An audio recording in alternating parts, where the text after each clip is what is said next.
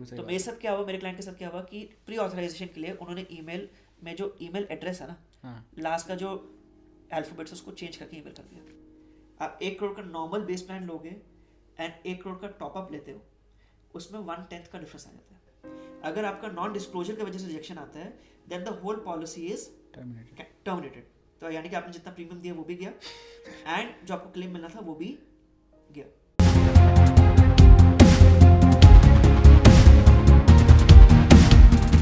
कैसे सर आप? बिल्कुल बढ़िया, first of all sir thank you आपका कि आपने हमें दोबारा मौका दिया। और थैंक यू। लास्ट जो हमने जो पॉडकास्ट किया था which is about mutual fund, so उस पॉडकास्ट के बाद आई रियलाइज समथिंग, और मैंने घर जाके बहुत सोचा कि हम जिस बैकग्राउंड से आते हैं, और मेरा मानना है कि जो पर्सनल फाइनेंस हो गया या जो फाइनेंशियल जो आपकी नॉलेज होती है वो सबके लिए सेम नहीं है। और एक बहुत कोट मैंने सुना था कहीं पे कि अगर आप अपने 30s में गरीब हैं या 20s में गरीब हैं तो चलता है, लेकिन अगर आप 40s में या 50s में गरीब हैं तो ये कहीं ना कहीं आपकी अपनी गलती है। और अगर हम 20,000 रुपये भी कमा रहे हैं और अगर हमें ये नहीं आता है कि हम पैसों को कैसे इन्वेस्ट कर सकते हैं, तो कहीं ना कहीं हमारा जो 40s है वो 50s है वो सेम कटने वाला है, तो स्टोरी में कोई चेंज नहीं आएगा। तो कहीं ना कहीं मेरे हिसाब से लगता है कि पर्सनल फाइनेंस एक ऐसी चीज़ है या फिर इन्वेस्टमेंट एक ऐसी चीज़ है जो सबको आनी चाहिए। और मेरा ये मानना है कि कहीं ना कहीं अभी भी ये चीज़ें या ये जो लर्निंग्स है ये कुछ प्रिविलेज लोगों के पास ही हैं जो मतलब अच्छे खासे बैकग्राउंड में होते हैं। जैसे हमारा बैकग्राउंड ऐसा नहीं है फाइनेंस का, तो हमारे घर में इस तरह के कॉन्वर्जेशंस नहीं होते हैं कि we have to spend, how much to spend.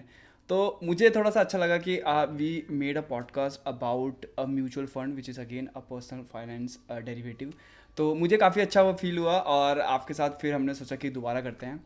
Sir आज का जो हमारा टॉपिक है वो है हेल्थ इंश्योरेंस। और मैं बिल्कुल हॉनेस्ट कहूँगा कि जब इस पॉडकास्ट के लिए मैंने आपको अप्रोच किया उससे पहले मुझे इस एक चीज़ के बारे में बिल्कुल भी नॉलेज नहीं थी, और मैं हमेशा सोचता था कि यार ये चीज़ें वो कैसे करती है, पर मैंने कभी कोशिश नहीं की है।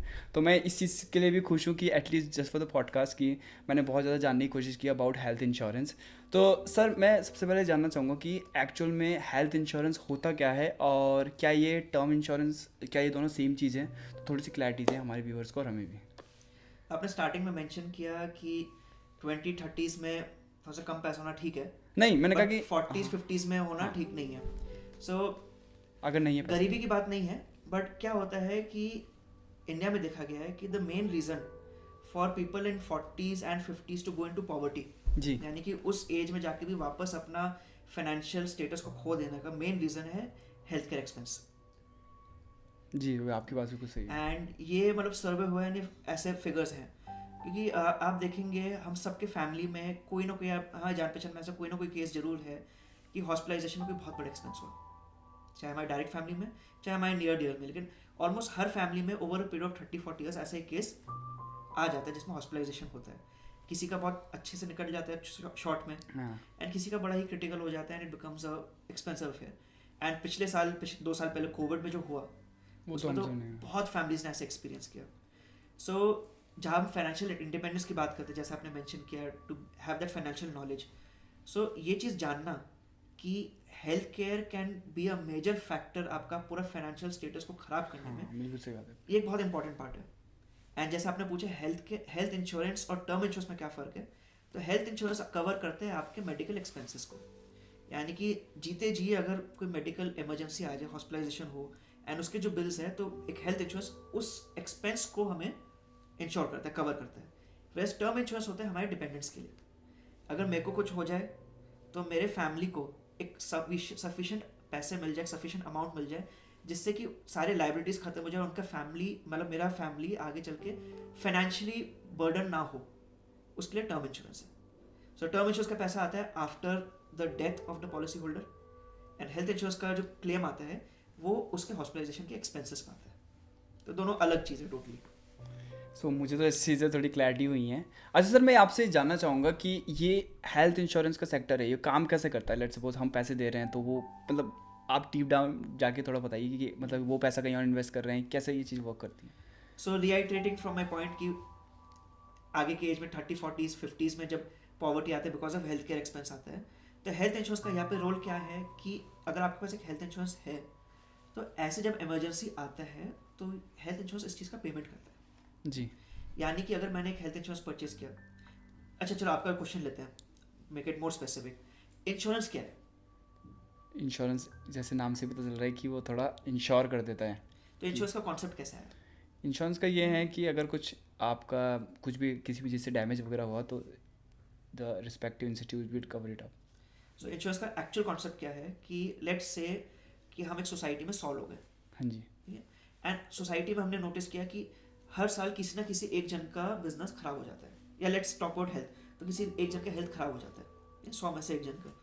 उस एक जन का जब हेल्थ खराब होता है तो उसका बहुत मेजर फाइनेंशियल एक्सपेंस आता है, जिसके वजह से एक साल के लिए उसका बिजनेस भी खराब होता है एंड उसका फाइनेंशियल खर्चा भी बहुत होता है।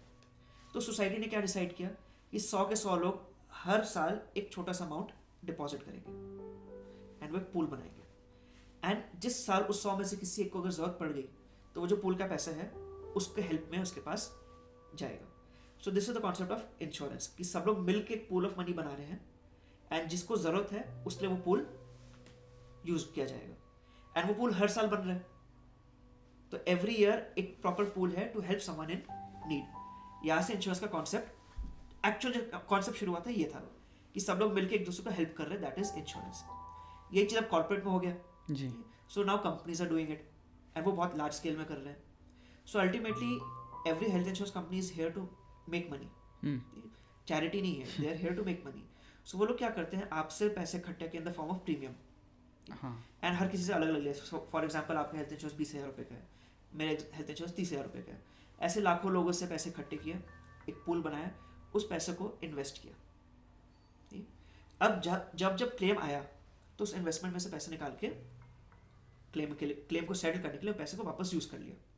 अब उनका कैलकुलेशन इस तरह से होता है कि the amount of claim that they collect and the amount of money that they have to give back, उसमें गैप होता है, एंड वो जो गैप है वो उनकी इनकम है। तो इसके पीछे काफ़ी एक्चुअलियल्स है, काफ़ी डेटा क्रंचिंग होता है, एंड पूरा एक फिगर निकाला जाता है कि इस एज में इतना प्रीमियम इनसे लेंगे और इतने लोगों का हेल्थ इंश्योरेंस कराएंगे तो हम प्रॉफिट में आएंगे। So not going into that calculation, but जो भी आपसे प्रीमियम चार्ज किया जा रहा है उसके पीछे एक प्रॉपर साइंस है, एक मैथ्स है, एंड वो कलेक्ट किया जाता है, वो इन्वेस्ट करते हैं, एंड जब जरूरत पड़ता है आपको क्लेम देते हैं, and ultimately it's a win win for everyone. As an individual मेरे को जब जरूरत है तो मेरा क्लेम सेटल हो गया, as a company they are making money, and बीच में जितने इंटरमीडिएट्स है they are also earning out of it. So health insurance and also the hospitals are earning out of it. आप ये देखो, अगर मेरे पास हेल्थ इंश्योरेंस नहीं है तो देहरादून का सबसे एक्सपेंसिव हॉस्पिटल मैक्स हॉस्पिटल है।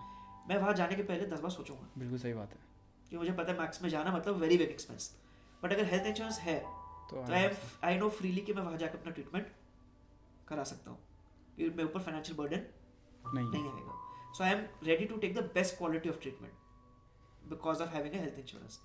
सो it's a win win for the individual, for the company, for the intermediates and for the hospitals, and obviously सरकार को टैक्स मिलता है तो उनके लिए भी विन विन है। सर जैसे इस रूम में हम सब तो यंग ही हैं अभी, और मेरी तो कोई ख़राब आदत भी नहीं है, बाकियों को मुझे पता नहीं है, बट मैं आपसे पूछना चाहता था कि किस एज में हेल्थ इंश्योरेंस लेना सही है, बिकॉज मेरे फिर जैसे मैं आपको शुरुआत में कहा कि कहीं ना कहीं ये चीज़ें जो है वो सिखाई जानी चाहिए, और जब तक लोग को ये रियलाइज़ नहीं होगा कि हेल्थ इंश्योरेंस इंपॉर्टेंट, लग रहा है कि पैसा है तो अभी तो हम स्वस्थ है, कल क्या पता हो ना हो, तो ये चीज़ें हमें पहले से पता होनी चाहिए, क्योंकि लेट करेंगे तो पैसा ज़्यादा लगेगा। तो आपके हिसाब से कौन सी सही एज है हेल्थ इंश्योरेंस में पैसा लगाने की, इन्वेस्ट करने की? सो पहले थोड़ा सा करेक्शन करता हूँ। हाँ जी। हेल्थ इंश्योरेंस कभी भी इन्वेस्टमेंट नहीं है। हाँ, वो एक खर्चा है। जी जी। वो पैसा ग्रो नहीं करने वाला, वो एक एक्सपेंस है, लेकिन वो एक्सपेंस किस लिए है? अपने आप को प्रोटेक्ट करने के लिए, एक बहुत बड़े एक्सपेंस है। हाँ। So let's not take health insurance as an investment, let's take health insurance as a necessary expense. हम लोग बहुत चीज़ों पर खर्चा करते हैं, ठीक? हेल्थ इंश्योरेंस पे हम एक्सपेंस करते हैं ताकि कभी लाइफ में झटका ना लगे हेल्थ की वजह से, और फाइनेंशियल झटका ना लगे। जी बिल्कुल सही बात है। अब आपका क्वेश्चन था किस एज से लेना चाहिए। मेडिकल इशू किस एज से आ सकता है? और वो तो कभी भी आ सकता है, वो छोटे बेबी को आ सकता है, बिल्कुल आ सकता है, बर्थ पे आ सकता है, बिल्कुल आ सकता है, 1 साल के बच्चे को आ सकता है, जी आ सकता है, 10 साल के बच्चे को आ सकता है, 80 ईयर्स के पर्सन को आ सकता है, एक अच्छे एथलीट को भी आ सकता है जो बिल्कुल फिट एंड फाइन है, एंड एक एजेड पर्सन या कोई ऑलरेडी बीमार है उसको भी आ सकता है। सो हेल्थ इंश्योरेंस किस एज में लेना चाहिए इसका कोई डेफिनेशन नहीं है। हेल्थ इंश्योरेंस आपके पास होना चाहिए, चाहे आप किसी भी एज में हो। अब क्वेश्चन आता है, ठीक है सही अपने एज में होना चाहिए, बट अब हम बात कर रहे हैं जब पैसे कमाएंगे तभी खरीदेंगे। बात बिल्कुल सही है आपकी। So as soon as you start earning, तो लाइफ में कुछ चीज़ें हैं, पिछले वीडियो में मैंने थोड़ा सा बात किया था, कुछ चीज़ें जो आपके पास स्टार्टिंग में होना चाहिए, as soon as you start earning, that is an emergency fund, बिल्कुल लास्ट 6 मंथ्स का। Health insurance and a term insurance for your dependents. ये आपका लाइफ का एक डिफेंस है। फ्रंट फुट डिफेंस अच्छा होगा तभी तो आप शॉट्स मारोगे, कवर ड्राइव मारोगे। डिफेंस ही अच्छा नहीं होगा तो कवर ड्राइव में बोल्ड हो जाओगे, राइट? सो ये बेसिक चीज़ें हैं जो हर व्यक्ति के पास the moment they can afford it उसी टाइम से होना चाहिए। एंड सिर्फ मेडिकल की बात नहीं है, एक्सीडेंटल केसेस भी तो होते हैं। हाँ बिल्कुल सही बात है, वो तो अनप्रेडिक्टेबल है। It's totally unpredictable. तो हेल्थ कैसा रहेगा, आसपास से सर्कमस्टेंसेस कैसे रहेंगे, हमारे साथ सब कुछ ठीक रहेगा कि नहीं, ये कंट्रोल में हमारे नहीं है। हमारे कंट्रोल में क्या है, उस चीज़ की तैयारी करना। And health insurance is one step towards preparing for that. Sir market में जैसे म्यूचुअल फंड में भी काफ़ी सारी स्कीम्स आती रहती हैं, तो मैं सबसे पहले जानना चाहूँगा कि हेल्थ इंश्योरेंस कितने टाइप्स के होते हैं? हाँ, सो जैसे म्यूचुअल फंड्स एक स्टैंडर्डाइज तरीके के होते हैं एंड देयर डिफरेंट स्कीम्स। हाँ स्कीम्स का भी एक डेफिनेशन है। हेल्थ इंश्योरेंस में policy to policy, company to company काफ़ी डिफरेंसेस है। एक स्टैंडर्डाइज स्ट्रक्चर नहीं है। ऑल्दो IRDA काफ़ी रेगुलेशंस ला चुके हैं, काफ़ी चीज़ स्टैंडर्डाइज हो रही है, but still there is lot of variation company to company. Star Health का पॉलिसी काफ़ी डिफरेंट होगा, मैक्स HDFC का डिफरेंट होगा, मैक्स डिफरेंट होगा, एंड हर किसी के प्रोज एंड कॉन्स है। सो एक स्टैंडर्ड आपको इस तरह से नहीं बता सकते कि भाई इस टाइप की पॉलिसी है, बट मेजर देखा जाए तो जो कॉमनली हम बात करते हैं, एक है फ्लोटर पॉलिसी, एक है इंडिविजुअल पॉलिसी। फ्लोटर पॉलिसी जिसमें आपके फैमिली मेंबर्स कवर्ड है, एक से ज़्यादा मेंबर कवर्ड है एक सिंगल कॉन्ट्रैक्ट में, यानी एक सिंगल पॉलिसी में। और इंडिविजुअल में 1 person is covered under 1 contract. So major एक ये 2 डिफरेंट टाइप ऑफ पॉलिसीज आते हैं। फिर एक आता है इंडिविजुअल पॉलिसी या फिर आप रिटेल पॉलिसी कह सकते हैं, जो कि हम डायरेक्टली कंपनी से लेते हैं। एंड एक होता है ग्रुप पॉलिसी, जो कॉर्पोरेट्स करते हैं। तो इसमें थोड़ा सा डिफरेंस हो जाता है। हाँ जी। एक रिटेल पॉलिसी, अगर सपोज आप HDFC की हम बात करते हैं, HDFC का एक ऑप्टिमा सिक्योर नाम का पॉलिसी है। हाँ जी। अगर आप as a retail Optima Secure policy ले रहे हो तो वो हर रिटेल के लिए सेम होगा। ओके।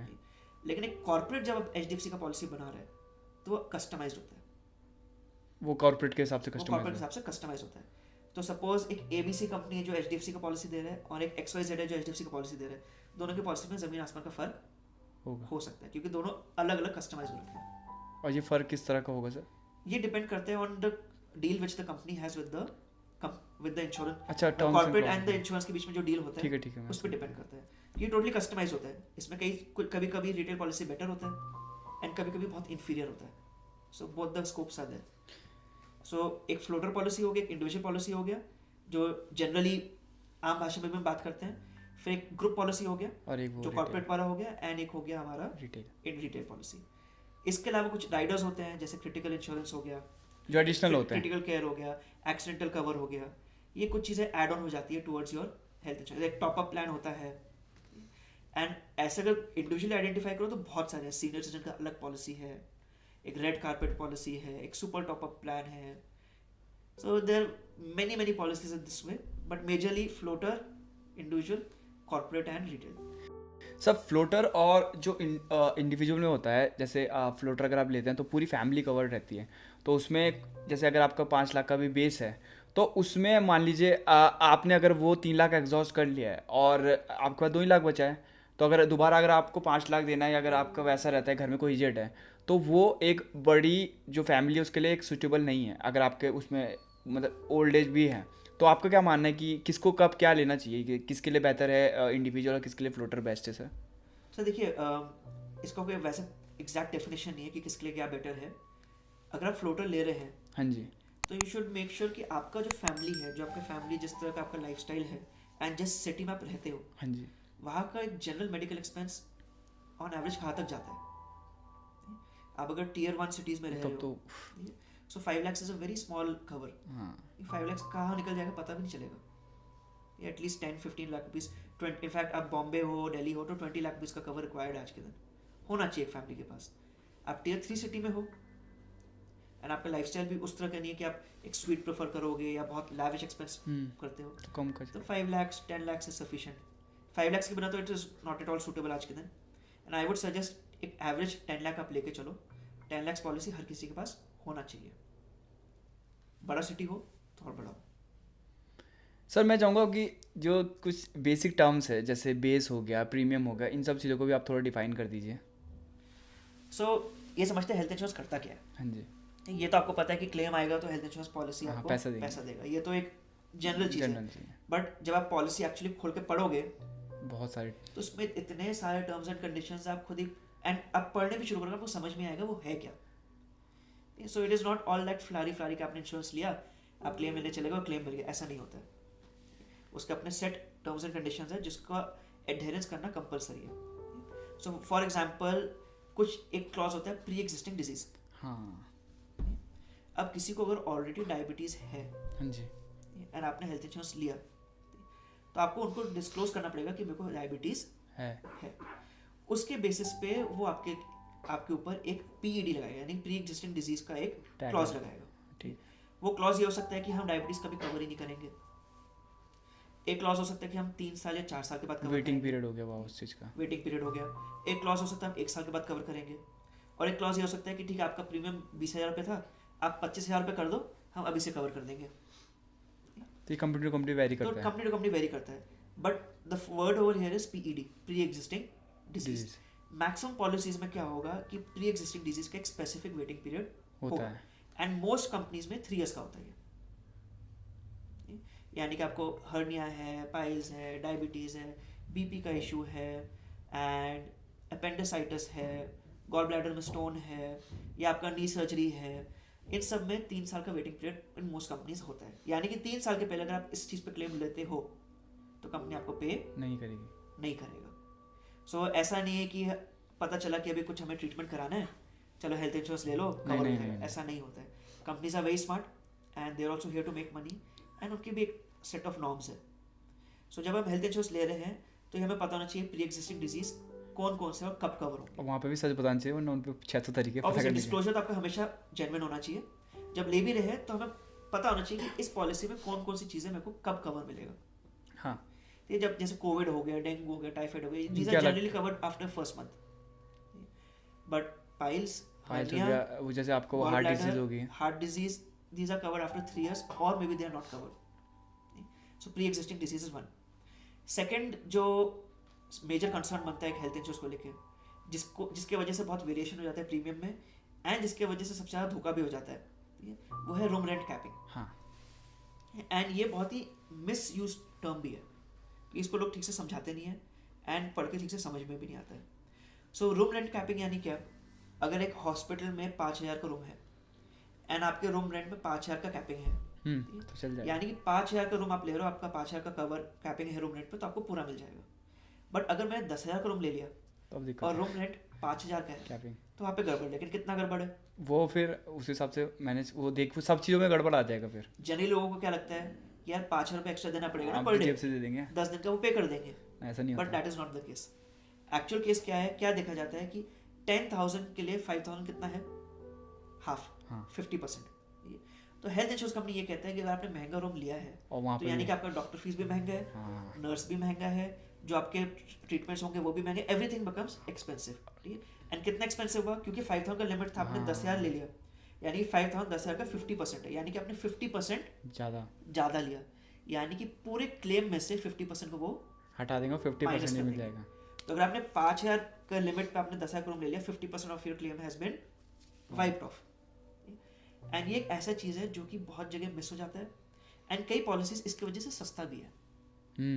लोग कंपेयर करते हैं कि भाई ये कंपनी सपोज 12,000 में दे रहा है पॉलिसी, ये कंपनी 8,000 में दे रहा है, बाकी सब चीज़ें सेम लग रहा है, चलो ये वाला ले लेते हैं 8,000 वाला।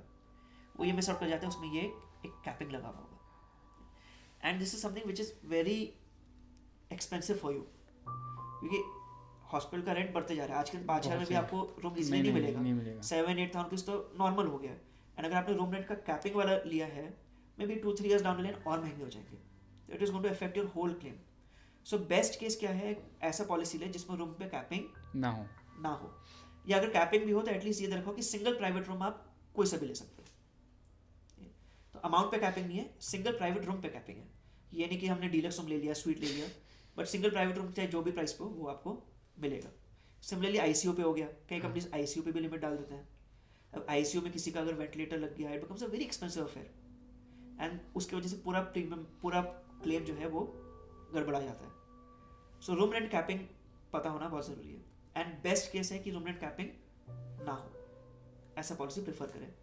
थर्ड हो गया को पेमेंट. हाँ, आपको सामने से कुछ पैसा भी देना पड़ेगा. हाँ, सो आप नोटिस करना बैंकर्स जो है, not to demean any banker, but कई बैंकर्स आपको बहुत सस्ता पॉलिसी ऑफर करते हैं. आप किसी एजेंट के पास जाओगे जो पॉलिसी 20,000 का है, वही बैंकर आपको कहता है हम आपके लिए एक स्पेशल डिस्काउंट लेके आए हैं, ये पॉलिसी हम आपको 14,000 में दे देंगे. आपको लगेगा यार बैंक में आपको सस्ता मिल रहा है, अच्छा डील मिल रहा है. एक्चुअली अच्छा डील नहीं होगा, वो को पेमेंट का क्लॉज लगा देते हैं कि 20% और 30% को पेमेंट यानी कि जो भी क्लेम आएगा उसका उतना परसेंटेज आपको अपना पॉकेट से भरना है. अब आपने 4-5 हज़ार रुपये बचा तो लिए प्रीमियम में, हाँ. लेकिन अगर आपका 30% को पेमेंट आ गया, 1 लाख का भी बिल आ गया, तो 30,000 रुपीज़ तो ऐसे ही है. सो को पेमेंट एक ऐसा क्लॉज है जो कि कई जगह पे हिडन होता है और लोग मिस आउट कर जाते हैं. At a young age, till the age of 65, हर कंपनी ऐसा ऑफर देता है कि आपको को पेमेंट नहीं देना है. And it is always advisable कि बिना को पेमेंट वाला पॉलिसी ले. सो हमने बात किया पीईडी का, रूम रेंट कैपिंग का, को पेमेंट का. इसके अलावा बहुत सारे और भी क्लॉजेस होते हैं, छोटे मोटे होते हैं, किसी में कुछ होता है, किसी में कुछ होता है, but these three are the major things which you should always no.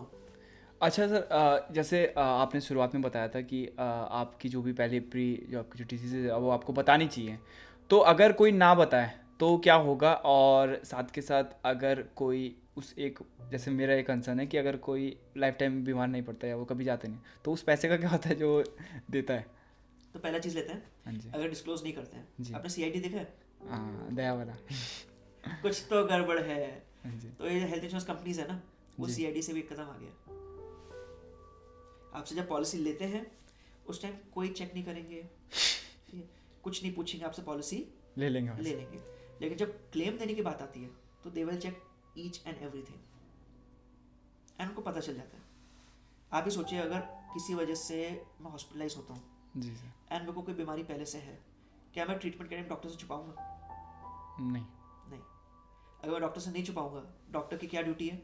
वो तो उसको अपने समरी में लिखना है. जब क्लेम आपका आएगा सबसे पहले वो समरी चेक होगा. अगर आपने डॉक्टर को बताया है, यानी हेल्थ इंश्योरेंस वाले को इन्फॉर्मेशन है. सेकंड, आपने डॉक्टर को नहीं बताया, लेकिन डॉक्टर ने डायग्नोस कर लिया कि भाई ये सब चीज़ें पहले से है एंड काफ़ी समय पहले से है, वो भी हेल्थ इंश्योरेंस कंपनी पता कर लेगा. So you can not hide from them. आप हाइड कर ही नहीं सकते. आप हाइड करने जाओगे कहीं ना कहीं वो आपका क्लेम रिजेक्ट हो ही जाए. और रिजेक्शन का मतलब है सारा पैसा. हाँ, फिर आपका पॉलिसी पूरा रिजेक्ट हो जाता है. अगर आपका नॉन डिस्क्लोजर की वजह से रिजेक्शन आता है, then the whole policy is terminated. तो यानी कि आपने जितना प्रीमियम दिया वो भी गया, एंड जो आपको क्लेम मिलना था वो भी गया, straight cancel. So it is always better to disclose all the facts. Health insurance देखिए, health insurance is not a profit making, हमारे लिए it's not a profit making investment तो है ही नहीं, इट्स अ खर्चा. वो इसलिए है कि जरूरत पड़ने में हमारे काम है. तो अगर आप उसको थोड़ा सा मैनिपुलेट करने की कोशिश करेंगे, जरूरत के समय आपके काम नहीं है, अगर हमारा पर्पस ही डिफीट हो जाता है. तो जब इंश्योरेंस की बात होती है ना, always disclose all the facts, no हेरा फेरी. क्योंकि हम कितना भी हेरा फेरी करें, वो हमसे एक कदम आगे. सेकंड, आपका क्वेश्चन था कि भाई हमारी हेल्थ ठीक रही, हाँ, जिंदगी भर कभी जरूरत नहीं पड़ी. आई टेल यू, उससे ज़्यादा लकी इंसान कोई नहीं है जिसकी ज़िंदगी भर हेल्थ इंश्योरेंस की ज़रूरत नहीं पड़ी. अगर ऐसा लाइफ आपको मिले कि लाइफ लॉन्ग आपको हेल्थ इंश्योरेंस की ज़रूरत नहीं पड़ी, pray to God, be thankful, be grateful. उससे बेटर क्या है भाई? आपने ज़िंदगी निकाल ली बिल्कुल परफेक्ट हेल्थ में. सो कुछ चीज़ें हम लोग मॉनेटरी टर्म्स में नहीं देखते. Health insurance is just obviously है मॉनेटरी के लिए, बट वो एक एक्सपेंस है. आप उसको एज एन इन्वेस्टमेंट देखेंगे तो आपको हमेशा लगेगा यार मेरे पैसे जा रहे हैं, कुछ मिल नहीं रहा है. हाँ.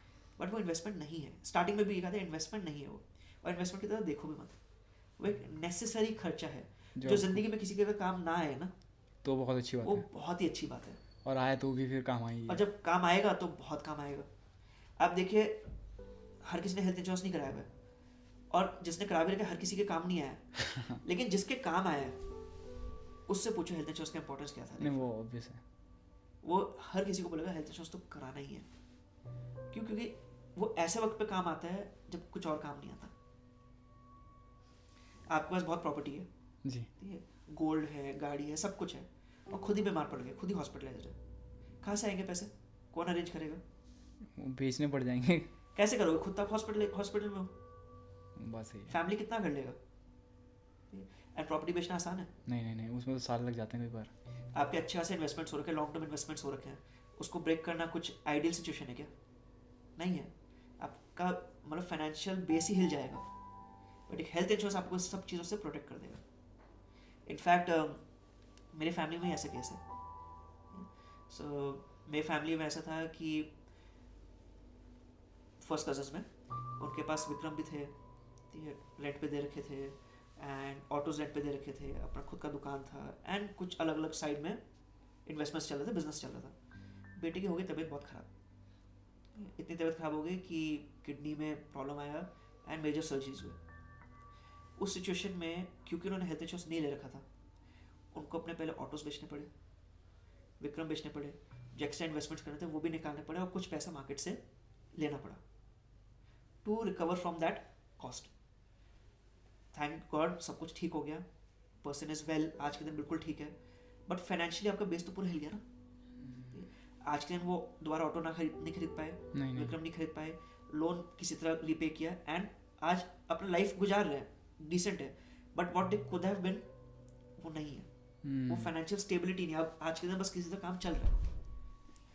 एक मेडिकल इमरजेंसी ने पूरा आपका फाइनेंस को हिला डाला, और ये तो बहुत कॉमन है, एंड यही चीज़ बहुत कॉमन है इंडिया में।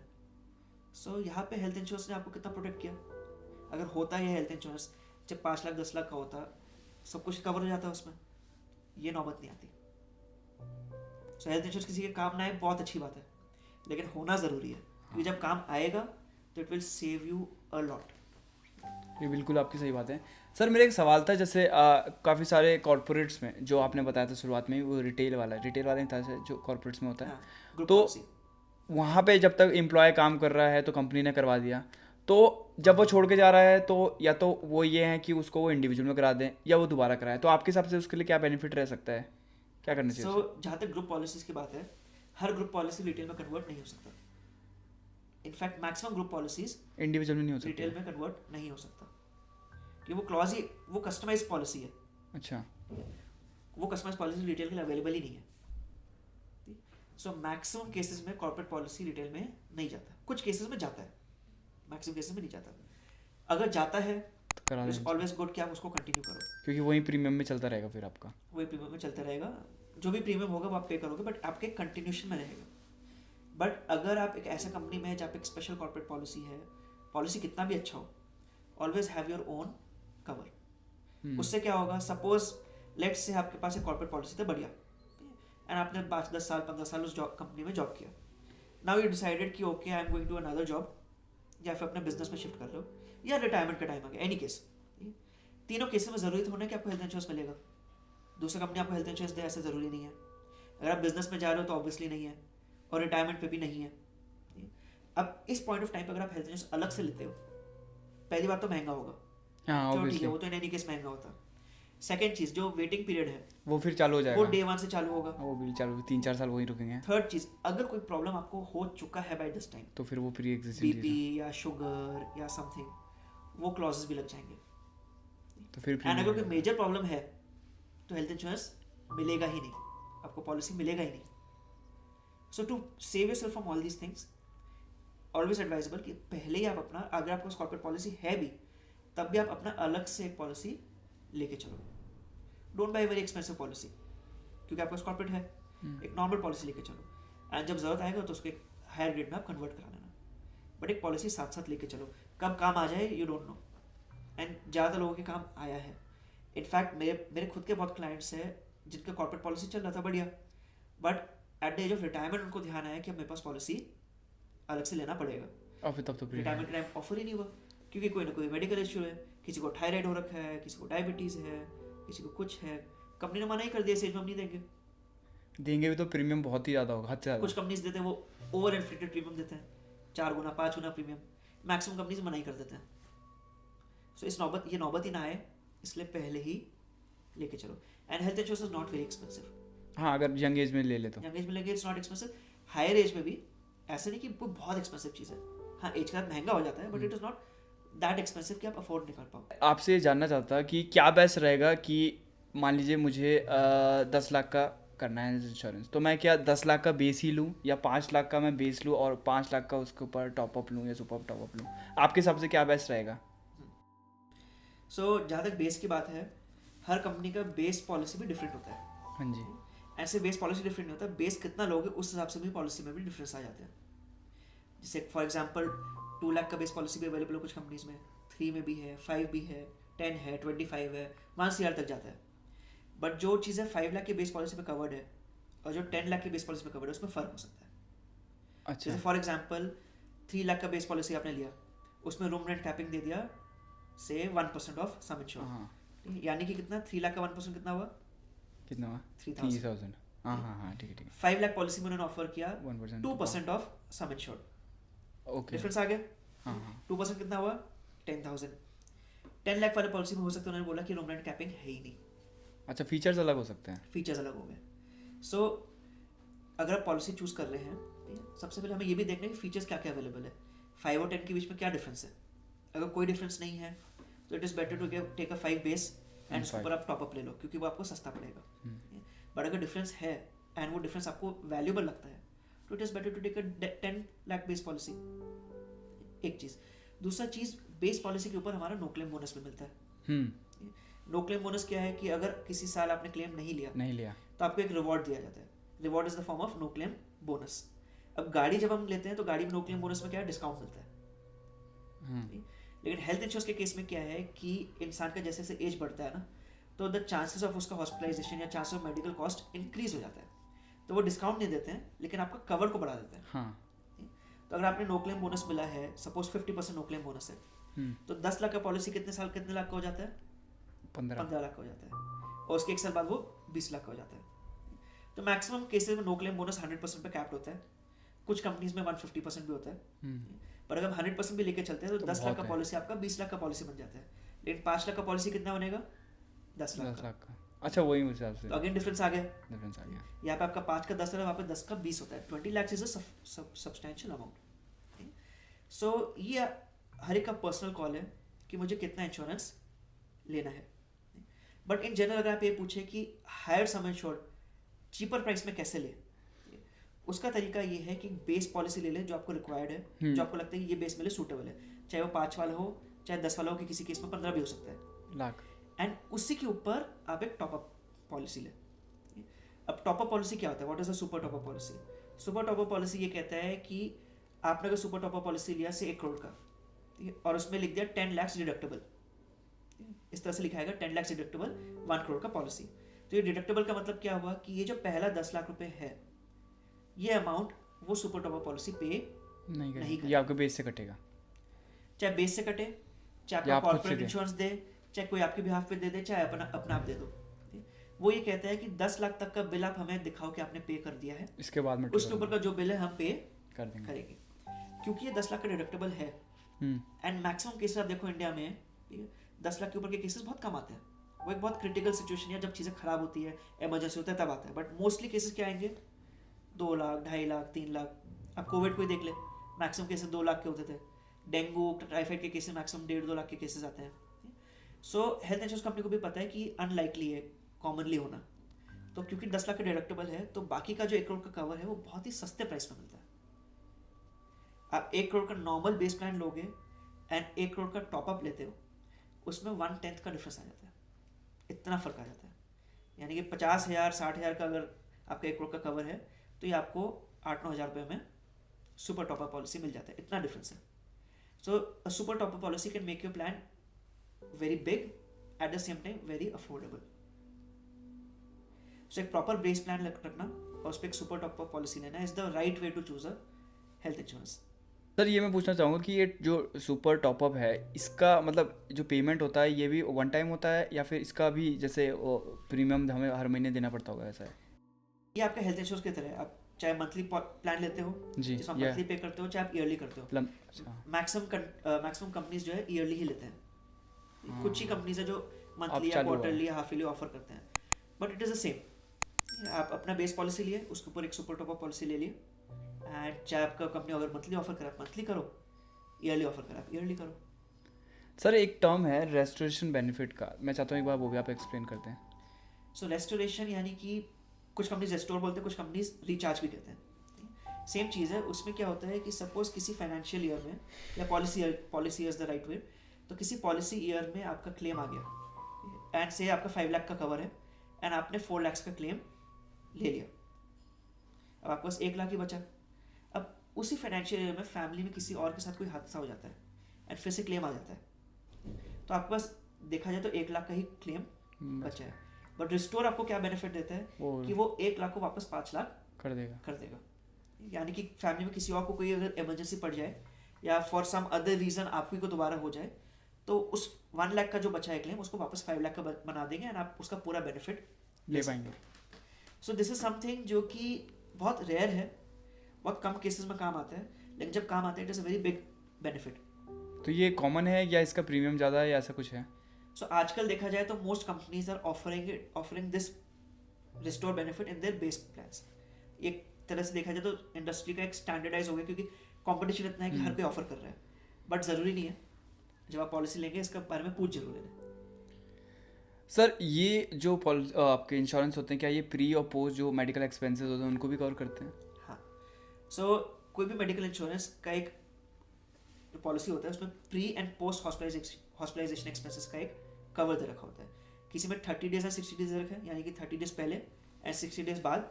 किसी में 90 एंड 180 डेज का भी ऑप्शन है कि 90 डेज पहले और 180 डेज बाद तक का कवर वो देंगे। तो इसमें क्या होता है, कई बार क्या होता है, हॉस्पिटलाइजेशन के पहले डायग्नोसिस होता है, MRI स्कैन हुआ, कंसल्टेशंस हुए, उनका भी कॉस्ट आता है। एंड कई बार हॉस्पिटलाइजेशन से वापस ठीक होने के बाद दोबारा घर आने के बाद भी एक्सपेंसेस होते हैं। मेनली मेडिकेशन होता है, कई केस में फिजियोथेरेपी होता है, कुछ ऐसे ट्रीटमेंट्स होते हैं। सो ये सब चीज़ें भी कवर हो जाता है आपके हेल्थ इंश्योरेंस में। पॉलिसी टू पॉलिसी डिपेंड करता है कि कितने डेज तक का कवर देते हैं, but every policy gives a pre and post hospitalisation cover. Sir ये स्पेशली एक्सीडेंटल केसेस में एंड कोई ऐसा क्रॉनिक बीमारी हो गया, जैसे कोई ट्रांसप्लांट हुआ या कोई ऐसी बीमारी हो जिसमें 1-2 साल तक मेडिसिन लेने हैं, उस केस में बहुत यूजफुल है। एक चीज़ होती है, जैसे अगर मेरा 5 लाख का भी कवर है और मेरे को कोई ऐसी डिजीज़ हो गई है, लेट सपोज कि हार्ट डिजीज़ हो गई है, ठीक है, तो ऐसा तो नहीं होगा कि अगर उसका खर्चा 5 लाख रुपए है तो वो 5 के 5 लाख देंगे, क्योंकि एक टर्म है सब लिमिट। मैं चाहता हूँ कि वो भी आप एक बार हमारे व्यूअर्स को एक्सप्लेन कर दें। सो हमने बात किया था PED, को पेमेंट एंड रूम रेंट का। हाँ जी। सब लिमिट का हम बताना भूल गए। सब लिमिट आज के दिन मैक्सिमम अच्छे कंपनीज में इशू नहीं है, ठीक है, बट फिर भी कई कंपनीज में इशू है। सब लिमिट यानी कि अलग अलग बीमारी पे कैपिंग लगाना, ठीक है, जैसे कैटरैक्ट पे कैपिंग लगा देना, कार्डियोवैस्कुलर डिजीज पे कैपिंग लगा देना, नी रिप्लेसमेंट में या कोई आपका ट्रांसप्लांट में, इस तरह की चीज़ों में कैपिंग लगा देना। So this is something which आपके पूरे पॉलिसी को जो क्लेम मिलता है उस अमाउंट को हिला देता है। एंड ये एक्चुअली देखा जाए तो it is a way of bluffing. हाँ, जब आप पॉलिसी ले तो मेक श्योर कि आपके ऊपर सब लिमिट्स ना हो। ऐसे कई केसेस हुए, मेरे एक क्लाइंट के साथ था कि उनका हेल्थ इंश्योरेंस केस चल रहा था एंड उनका कैटरैक्ट का सर्जरी हुआ। कैटरैक्ट का सर्जरी का कॉस्ट was 75,000 रुपीज़, बट क्योंकि सब लिमिट था उनको सिर्फ 25,000 रुपीज़ ही क्लेम मिला। एंड इस चीज़ का उनको इन्फॉर्मेशन नहीं था, उनको नॉलेज ही नहीं था, क्योंकि उन्होंने पढ़ा ही नहीं था कि सब लिमिट है। ना जिन्होंने उनको हेल्थ इंश्योरेंस दिया उन्होंने बताया कि सब लिमिट है। सो चलो cataract was a small, not such a big expense, but ये जब कार्डियोवैस्कुलर डिजीज में चला जाता है, हार्ट रिलेटेड डिजीज में, वहाँ तो खर्चा ही बहुत बड़े खर्चे होते हैं। so, ऐसे सब लिमिट वाले पॉलिसीज से बचे। जब भी हेल्थ इंश्योरेंस लेते हैं तो कुछ चीज़ों का हमें ध्यान रखना चाहिए। पहली बात, क्या को पेमेंट है। हाँ जी। अगर हम फिजिकली फिट है एंड यंग एज में है तो को पेमेंट वाला पॉलिसी ना ले। रूम रेंट कितना है, हाँ वो इम्पोर्टेंट है। रूम रेंट अगर छोटा कैपिंग है, स्पेशली 5,000 या 10,000 के नीचे है, वो ना ले। बेस्ट केस सिनेरियो जिसमें रूम रेंट कैपिंग ना हो, ऐसा पॉलिसी ले। थर्ड, आपका सब लिमिट्स ना हो। किसी पॉलिसी में सब लिमिट्स हो, that is a dangerous policy. Never know कब आज कल के दिन क्या चीज अटक जाए। तो take a policy which has no sub limits. उसके बाद आप कंसिडर कर सकते हो रेस्टोरेशन बेनिफिट। वो हो तो बहुत यूजफुल है। इट इज नॉट समथिंग जो बहुत कॉमनली काम आता है, बट अगर हो तो बहुत यूजफुल है। फिफ्थ हो गया आपका नो क्लेम बोनस। कि कुछ कंपनीज ऑफर करते हैं no claim bonus of 10% every year. यानी कि 10 लाख का पॉलिसी 20 लाख हो जाएगा 10 सालों में। हाँ 10 का 11, 11 का 12, 12 का 13। कुछ कंपनीज ऑफर करते हैं 50% एवरी ईयर अप टू 100%, हाँ जी यानी कि 10 का 15 हो जाएगा अगले साल और 15 का 20 हो जाएगा 2 साल में। तो it is better to opt for such a policy जिसमें आपका नो क्लेम बोनस जल्दी मिले। जी। ठीक है? फिर इसके अलावा और कैशलेस हो गया, कैशलेस ट्रीटमेंट के कौन कौन से कैशलेस ऑपरेशंस हैं ट्रीटमेंट, एक ऐसे कंपनी से पॉलिसी ले जिसके बहुत ज़्यादा नेटवर्क्स हो, जिसका नेटवर्क अच्छा हो, हॉस्पिटल का। हॉस्पिटल चेन अच्छा हो, जो रेप्यूटेड ब्रांड हो, हाँ। एंड जिसमें आपको पता हो कि आपके पास सपोर्ट होगा। मतलब हमें अपने स्टेट के हॉस्पिटल को देखते हुए देखना है कि हमारी जो पॉलिसी है क्या वो इन हॉस्पिटल्स को कवर कर रही है। इसका बहुत सिंपल तरीका है। हाँ जी अगर आपको चेक करना है कि कौन कौन से हॉस्पिटल्स कैशलेस नेटवर्क में है, हाँ जी इनको नेटवर्क हॉस्पिटल्स बोलते हैं। जी आप बस उस कंपनी का नाम टाइप करो। हाँ जी अगर आप स्टार हेल्थ की बात करें, आप स्टार हेल्थ एंड आगे टाइप कर दो नेटवर्क हॉस्पिटल्स या कैशलेस हॉस्पिटल्स, गूगल पे वो लिस्ट आ जाएगा। उन्हीं का अपना वेबसाइट खुल जाएगा, उस वेबसाइट पर आप देख सकते हो कि कौन कौन सा हॉस्पिटल का टाई अप है। अगर आपके विसिनिटी में कोई अच्छा हॉस्पिटल है एंड आप ये इंश्योर करना चाहते हैं कि उस हॉस्पिटल के साथ आपका टाई अप है कि टाई अप है, तो ये आप वेबसाइट में चेक कर सकते हो। इनफैक्ट आई वुड सजेस्ट कभी भी आप हेल्थ इंश्योरेंस ले, ये जरूर चेक करें कि कौन कौन से नेटवर्क हॉस्पिटल्स है। इट इज़ वेरी सिंपल, हाँ। 5 मिनट का भी काम नहीं है, बस एक बार गूगल पे टाइप करके सर्च करो, आपको सारी इन्फॉर्मेशन मिल पर ये एक इम्पॉर्टेंट चीज़ है। जाएगी। एंड ये एक इंपॉर्टेंट चीज़ है, पता होना चाहिए। लास्ट में मैं एक सवाल पूछना चाहूँगा कि हम कैसे कंपेयर करें कि कौन सा बेहतर है और कौन सा नहीं, जैसे कौन से मैट्रिक्स देखकर हम एक पॉलिसी को डिसाइड करें। सो कई सारे फैक्टर्स हैं, ठीक है। तो पहला तो एक पॉलिसी के अंदर के जो चीज़ें हैं, जैसे हमने बात की सब लिमिट्स, पीडी, को पेमेंट, हाँ जी ये सारी तो एक हो गया इनके फीचर्स कि क्या क्या चीज़ें ऑफर कर रहे हैं। हाँ ठीक है। फिर प्री और पोस्ट भी हो गया, जो चीज़ हमने डिस्कस किया आज। उसके अलावा हमें ये देखना है कि हम जहाँ से करवा रहे हैं, ठीक है, चाहे हम ऑनलाइन करवा रहे हैं चाहे या किसी एजेंट के थ्रू करा रहे हैं, वहाँ से हमें क्या सपोर्ट मिलेगा। ये भी इम्पोर्टेंट है। आपके पास एक एजेंट आ रहा है करवाने के लिए, क्या वो आपके लिए साथ में खड़ा रहेगा when required, will he be there to guide you through the process. अगर आप ऑनलाइन करा लो, क्या वो प्लेटफॉर्म आपके लिए अवेलेबल है जब रिक्वायर्ड हो, एक फ़ोन कॉल पे आपके पास अवेलेबल, क्योंकि इमरजेंसी सिचुएशन है। बिल्कुल सही बात है। इस समय पे आपके पास टाइम नहीं है ईमेल वगैरह करने का, पैनिक हो जाता है। पैनिक सिचुएशन, इमरजेंसी सिचुएशन, ये तो you need someone who is there for you. Third, जो जिस कंपनी से आप करा रहे हो उस कंपनी का क्या रेपुटेशन है।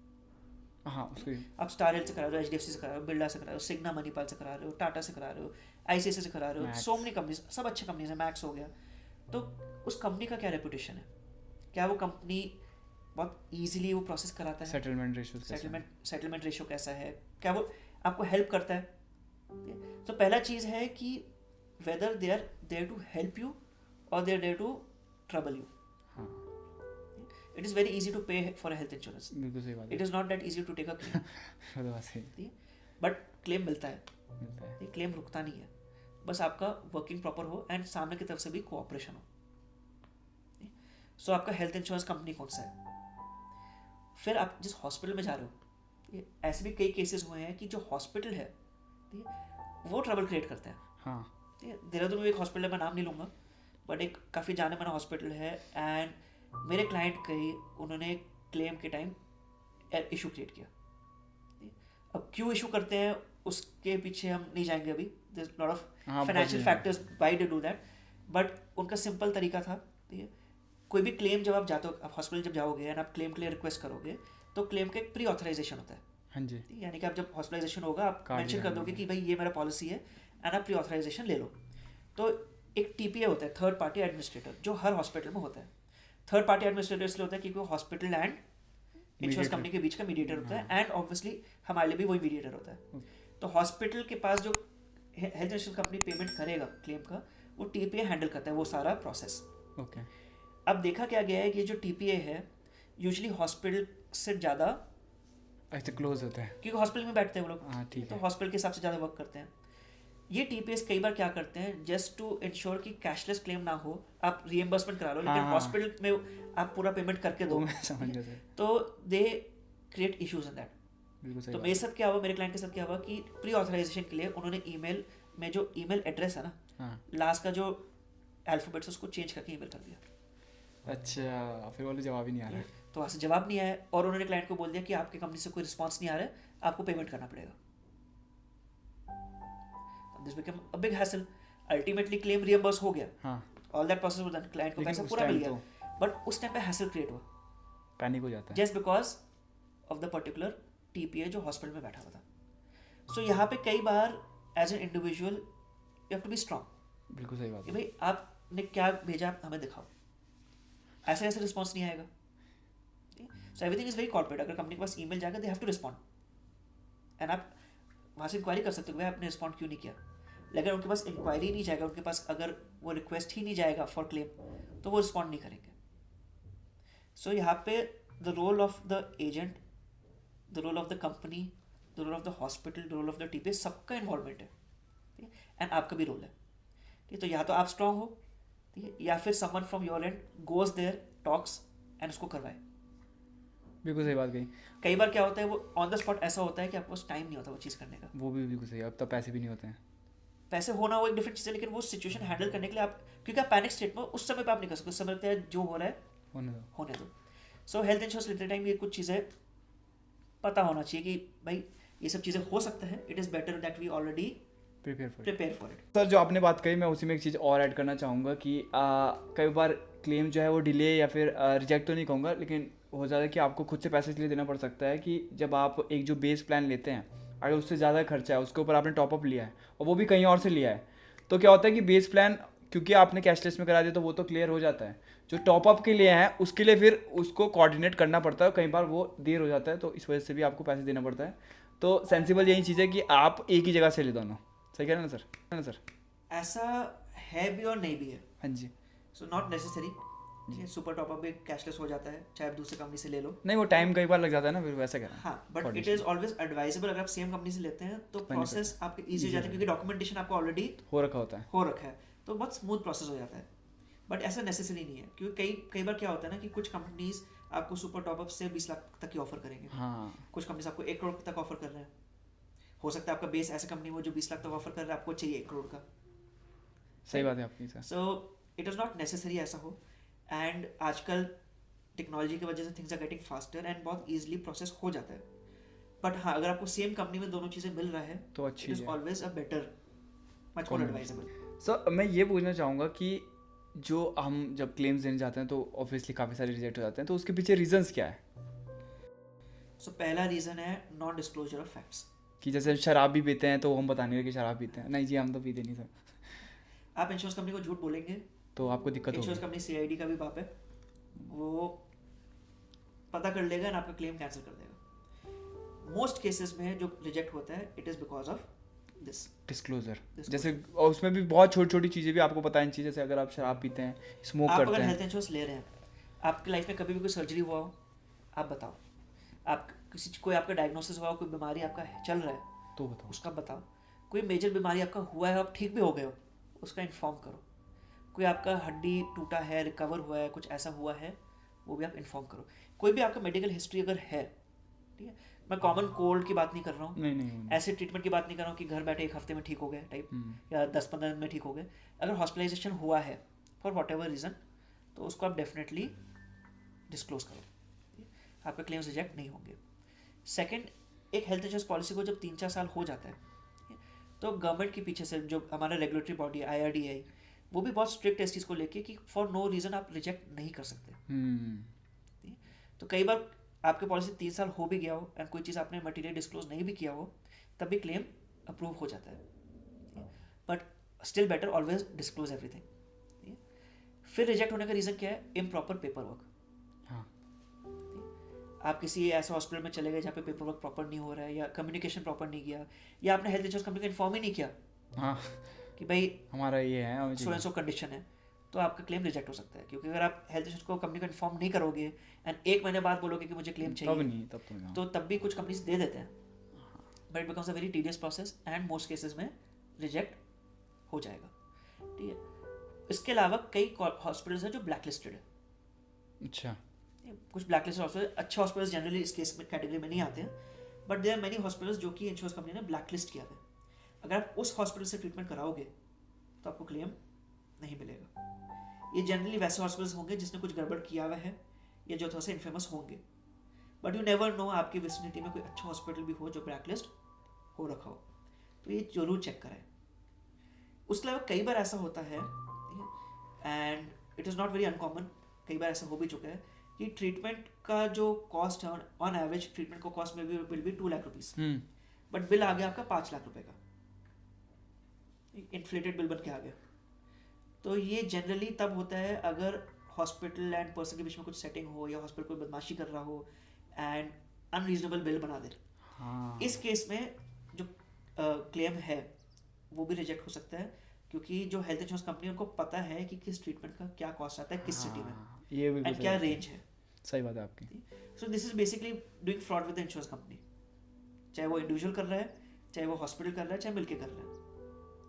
तो it is not very rare also and it is not very common also, ऐसे केसेस हुए हैं। हाँ बिल्कुल हुए हैं। एंड हेल्थ इंश्योरेंस कंपनी इस चीज़ पे चेक जरूर रखता है। बिल्कुल, और ये तो क्लॉज भी है उसमें। एंड जनरली ऐसी हॉस्पिटल्स होते हैं जो बाद में ब्लैकलिस्ट कैटेगरी में चले जाते हैं। सो ये कुछ रीजंस हो सकते हैं जिसकी वजह से आपका क्लेम रिजेक्ट हो। पर सर्जरी का अमाउंट तो वेरी भी कर सकता है हॉस्पिटल टू हॉस्पिटल सर?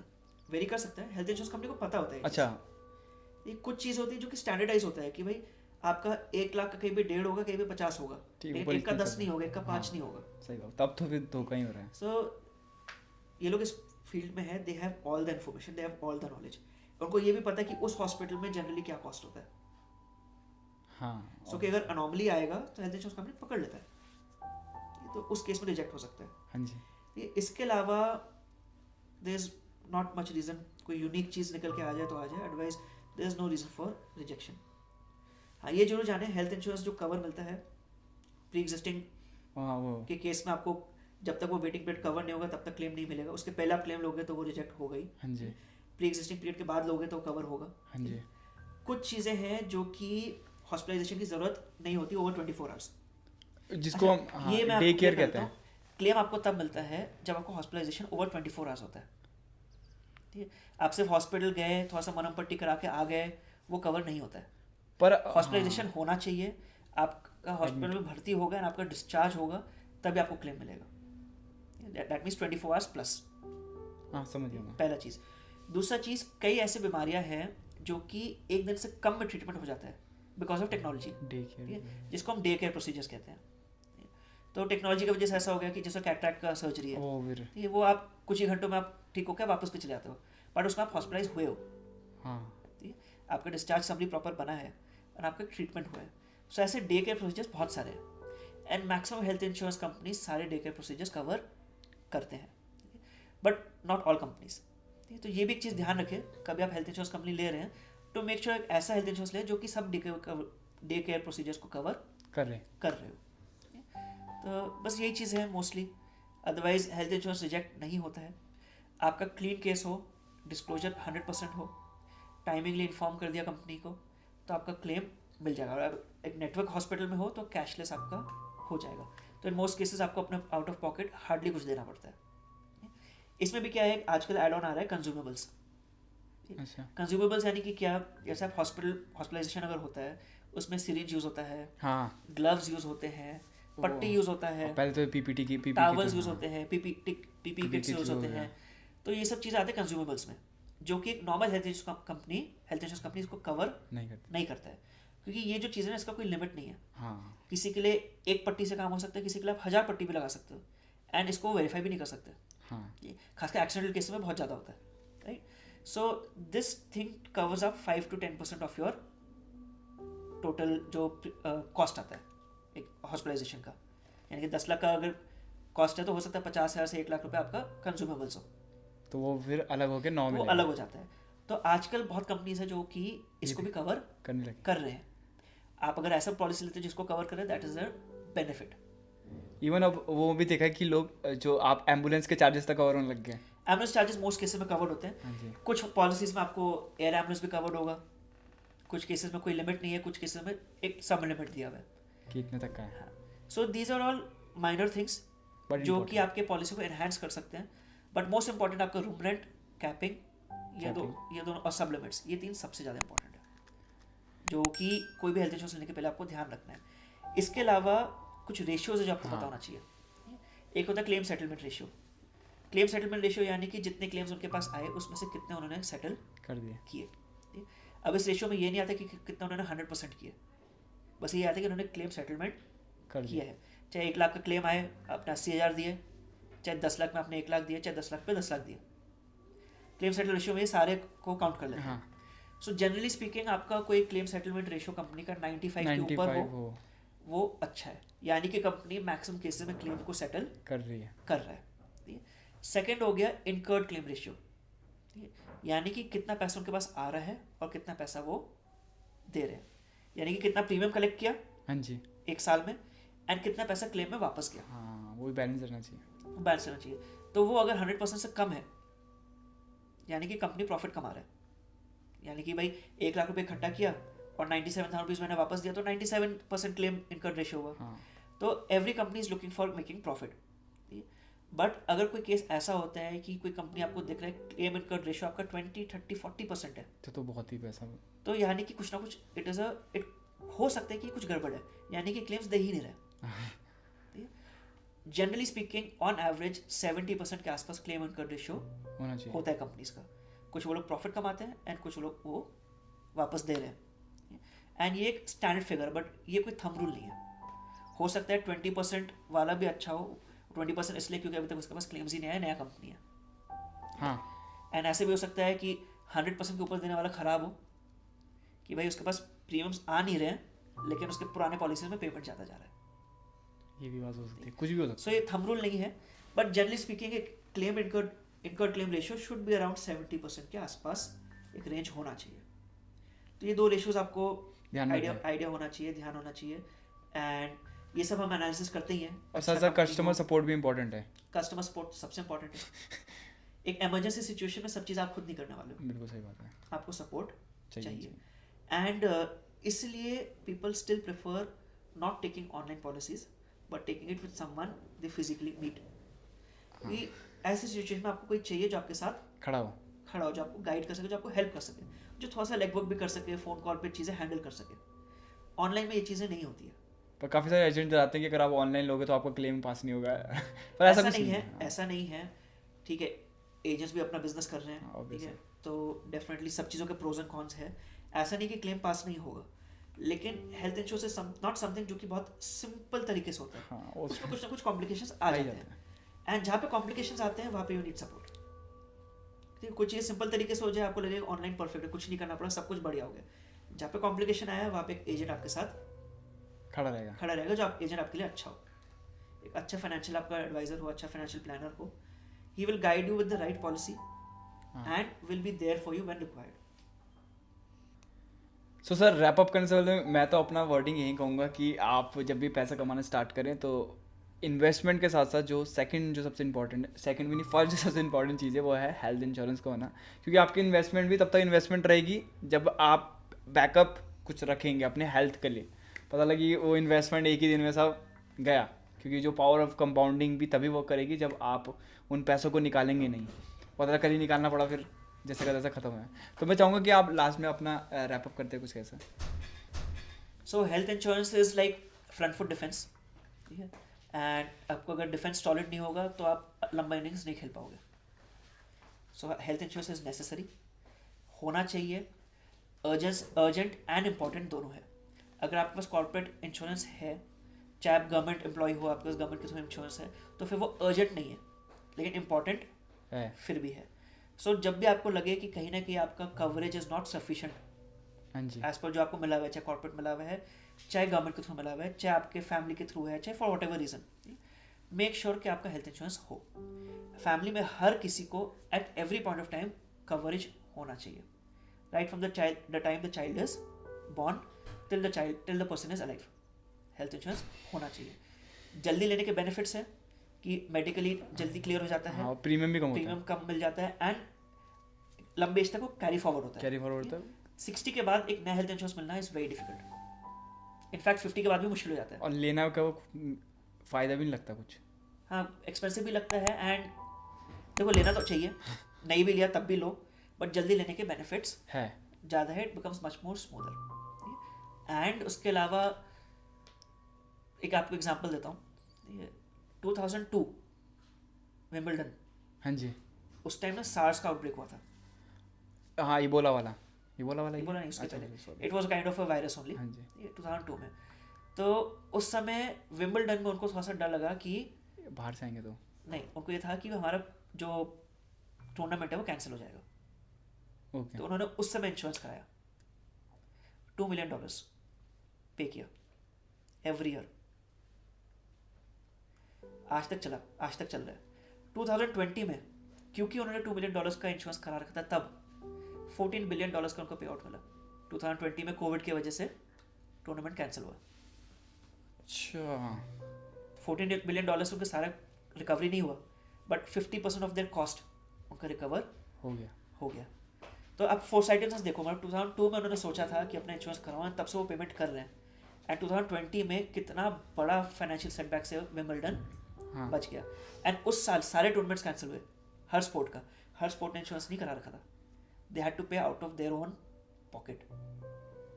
ये स्पोर्ट्स का इंश्योरेंस है, मतलब ये इवेंट का कोई भी चीज़ जिसका फाइनेंशियल वैल्यू है हाँ जी। वो इंश्योर हो सकता है। अच्छा अभी हमने इस पॉडकास्ट में हेल्थ के बारे में बात किया, हाँ। बट अभी मैं एम्फोसाइज दे रहा हूँ हाँ इंश्योरेंस मैं क्या है। समझ गया सर। ठीक है, सो आपको नहीं पता इंश्योरेंस कब आपके लाइफ में क्या रोल प्ले करेगा, लेकिन जब प्ले करेगा एक बहुत बड़ा रोल प्ले करेगा। सो मेक श्योर कि you are insured, it is necessary, it is must. कैसे लेना है उसके लिए आप ये वीडियो दोबारा देखिए, शुरू से देखिए, कई सारी चीज़ें आपको समझ में आएंगी। कुछ अगर क्वेरीज और भी है, खुद से भी रिसर्च करें, थोड़ा सा खुद से रिसर्च करें, talk to a good financial advisor. थोड़ा सा और आपको रिसर्च चाहिए, कुछ क्वेरीज आप कमेंट में डालिए, we will respond to that, but make sure that you covered, have a strong front foot defence, then score. उम्मीद करता हूँ कि ये वीडियो बहुत आगे तक जाए, और मेरे को तो हर बार खुशी मिलती है जब भी हम किसी फाइनेंशियल टॉपिक को कवर करते हैं, क्योंकि कहीं ना कहीं हम भी अपना जो है कंट्रीब्यूशन दे रहे हैं एक लर्निंग में, एक अच्छे फाइनेंशियल इकोसिस्टम को बनाने में। क्योंकि अगर हम ही नहीं सीखेंगे तो हमारी आने वाली जनरेशन क्या सीखेगी? क्योंकि जो फैमिलीज़ में अगर इस तरह के कॉन्वर्जेसन नहीं होंगे, या अगर हम खुद भी उस तरह के रिस्पॉन्सिबिलिटी नहीं लेंगे, तो आगे भी वही चीज़ चलती रहेंगी। तो मेरे को तो काफ़ी खुशी है कि इस बहाने मुझे भी कुछ सीखने को मिल रहा है, और जो देखते हैं लोग उनको भी मिलेगा। So I hope you enjoy this podcast, और एक और पॉडकास्ट का हम सर के साथ जल्दी मिलेंगे। और आई होप अगर आपको वीडियो पसंद आए तो please make sure you like, subscribe, और भी कुछ भी क्वेश्चन हो, क्वेरी हो तो आप हमें कमेंट सेक्शन में बता सकते हैं। बाकी सर भी और मैं भी कोशिश करूँगा कि उनका जवाब दें। सर आपका कैसा रहा एक्सपीरियंस फिर से? बहुत ही बढ़िया रहा, आई रियली एंजॉयड पिछले वीडियो में भी, and this one also enjoyed a lot. And चीज़ों के बारे में बात करते करते खुद भी कई सारी चीज़ों का अवेयरनेस आता है। चीज़ों का मैंने तो बहुत कुछ सीखा, लाइक जब हेल्थ इंश्योरेंस के टाइम पे मैंने मतलब अच्छा खासा मैंने रिसर्च कर लिया कि क्या हो सकता है। पर ठीक है, पर अगर ये मेरे पास एक रीज़न ना होता तो शायद मैं कभी ध्यान भी नहीं देता इस चीज़ के ऊपर। Thank you sir for joining another podcast, और मिलेंगे जल्दी से फिर एक और नए podcast. Thank you so much, नमस्ते।